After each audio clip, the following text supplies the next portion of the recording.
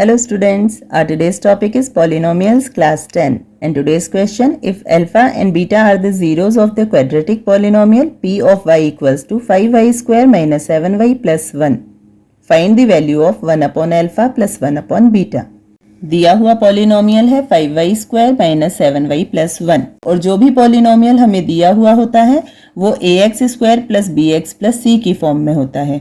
इसकी हेल्प से हम a, b, c की वैल्यू फाइंड आउट करेंगे। कंपैरिजन करेंगे a equals to 5, b equals to -7 and c equals to 1।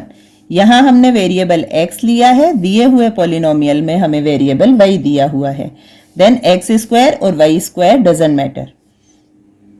अब यहाँ हमारे पास a, b, c तीनों की वैल्यू है।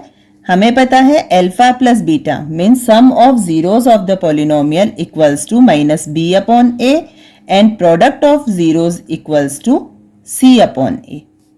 अब यहाँ हम पहले अल्फा प्लस बीटा की वैल्यू फाइंड आउट करेंगे, then minus b upon a की हेल्प से ये होगा माइनस b की वैल्यू -7, a की वैल्यू 5 और इसी तरह अल्फा बीटा की वैल्यू फाइंड आउट करेंगे, then c equals to 1 and a equals to 5। Solve करेंगे, then alpha plus beta equals to positive 7 upon 5 and alpha beta equals to 1 upon 5। अब जिस equation की वैल्यू हमें फाइंड आउट करनी है वो है 1 upon alpha plus 1 upon beta.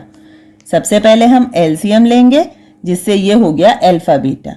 Alpha से अल्फा कट हो गया, बीटा से 1 को मल्टीप्लाई करेंगे बीटा। अगेन बीटा से बीटा कट हो गया, अल्फा से 1 को मल्टीप्लाई करेंगे then alpha.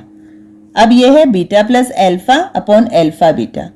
Beta plus alpha को हम लिख सकते हैं alpha plus beta upon alpha beta. हमने यहाँ एलसीएम क्यों लिया? क्योंकि हमें 1 अपॉन अल्फा और 1 अपॉन बीटा की वैल्यू मालूम नहीं है, लेकिन अगर हम एलसीएम लेते हैं तो यहाँ हमारे पास आ गया alpha plus beta and alpha beta और इन दोनों की वैल्यू ही हम फाइंड आउट कर चुके हैं। अब हम इक्वेशन में इन दोनों की वैल्यूज पुट करेंगे। Alpha plus beta equals to 7 upon 5 जिसे डिवाइड करना है अल्फा बीटा से मीन्स 1 अपॉन 5 से।